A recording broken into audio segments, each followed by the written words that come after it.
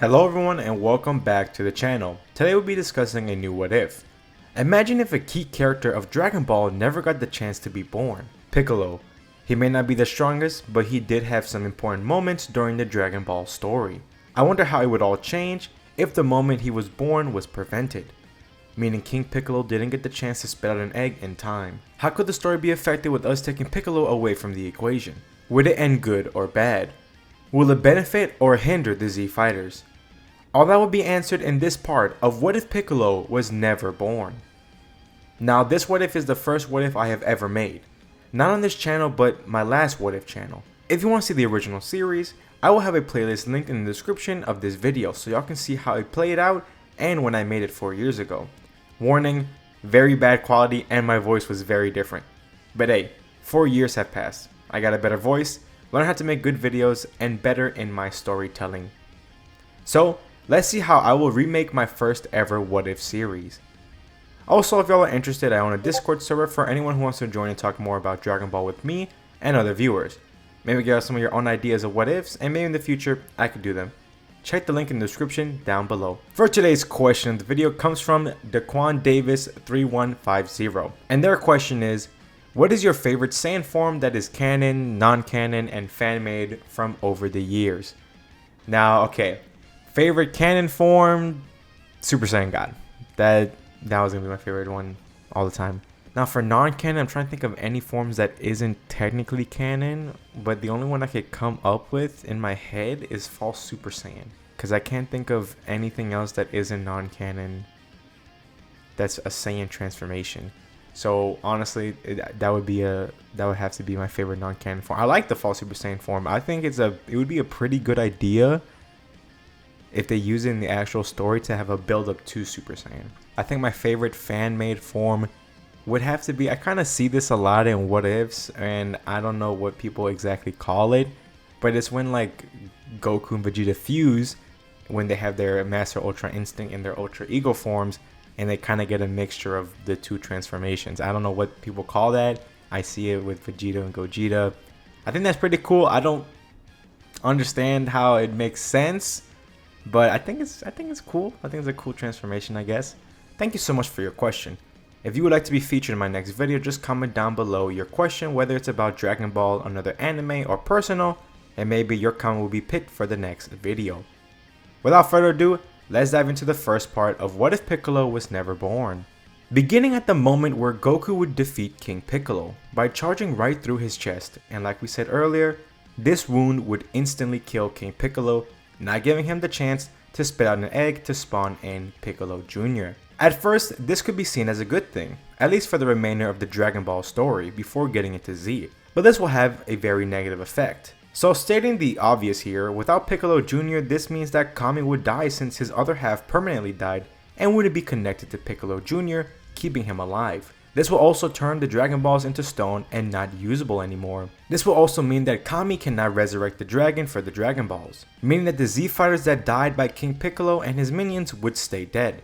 So Krillin, Chaozu, and Master Roshi would remain dead for the time being. Maybe Goku should have held back a bit, but it's too late to go back. So once he defeated King Piccolo, the others would head over to get Goku and Tien. They would be shocked to see that the Dragon Balls are stone, as Tien would tell them that King Piccolo killed the dragon, and now the Dragon Balls are no use, and their friends can be brought back to life, which they were all sad to hear. They would return to Kame House to recover, but Goku did not want to waste any time and decided to head over to the lookout to ask Korin about how he can bring back the Eternal Dragon, which he is then told to reach the top of the lookout, but he did so in a sad, quiet tone.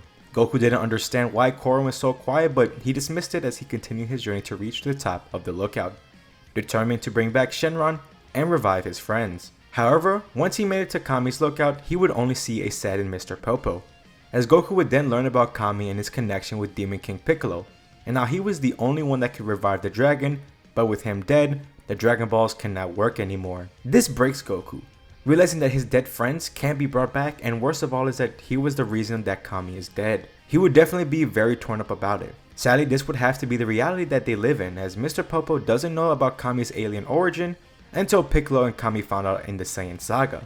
Goku would return to the others, saddened over the news as this lowered everyone else's morale.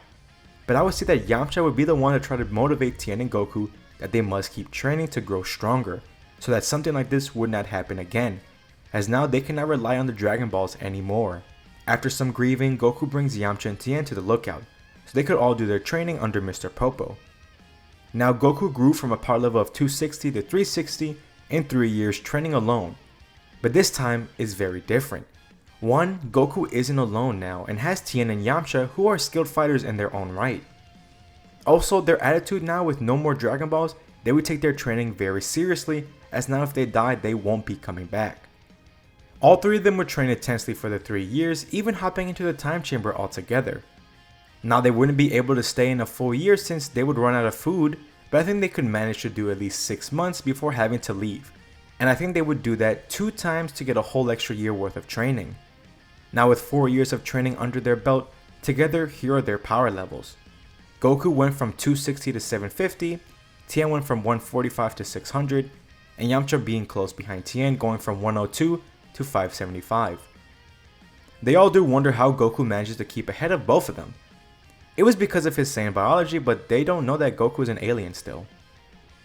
After the 3 years in the real world passed, it was time for the 23rd World Tournament, which the remaining Z Fighters would attend. It would be a bit sour since they had to live their lives without their fallen friends.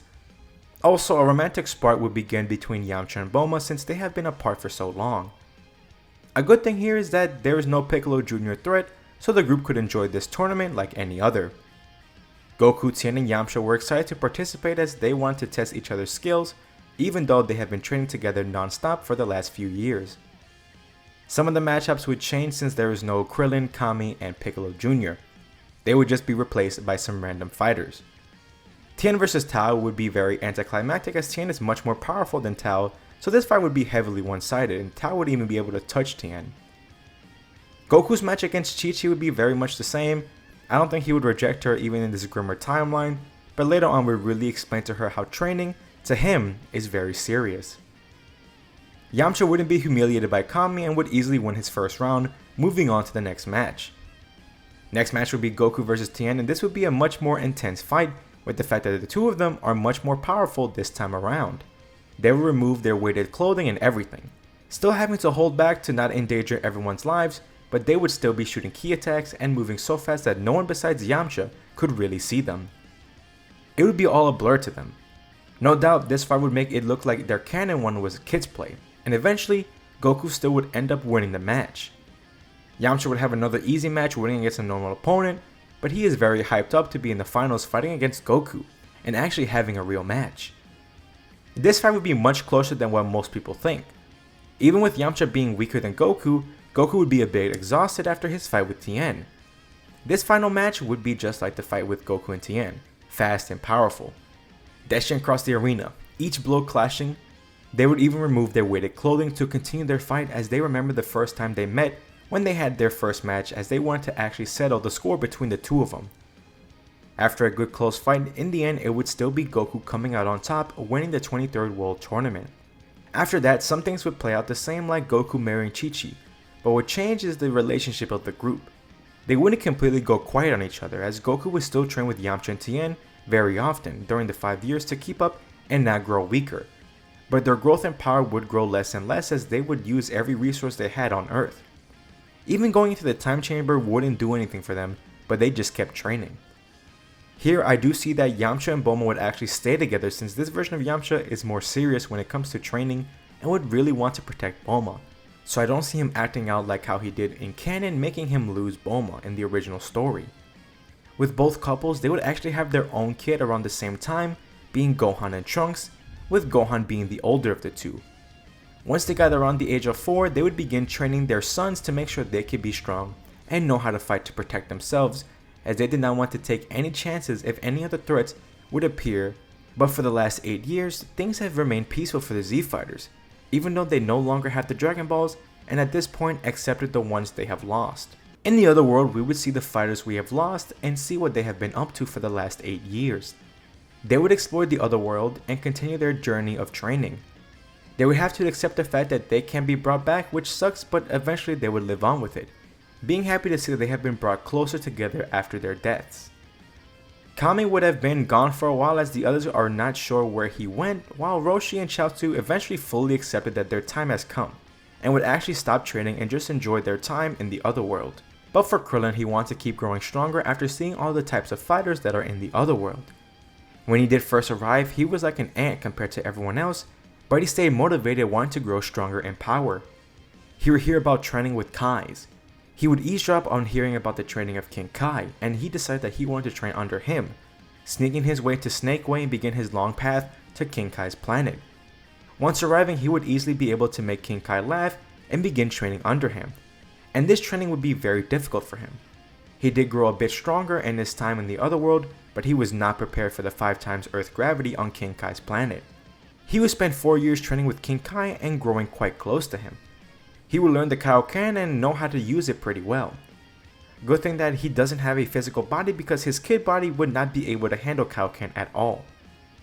They would talk a lot and Krillin would talk about his friends on Earth and the adventures they had. Still watching them from time to time until that is when Kami would appear in front of the two, telling Krillin that they may still be able to come back to life, but what is worse is that their friends and the planet is in huge danger. And that's going to leave it off for now. Tell me how y'all think about the first part and how I did with the beginning of this What If. Will the Z Fighters be prepared for the incoming threat of the Saiyans? Will they ever bring back the ones they have lost? Is there any hope for our heroes to beat the Saiyans? What could have happened differently? Leave your thoughts down in the comments down below. I would love to hear them. If y'all are interested and enjoy, please leave a like and subscribe. Hit the notification bell to be alerted whenever I post another part. Thank y'all so much for watching, and I will see y'all in the next part. See ya.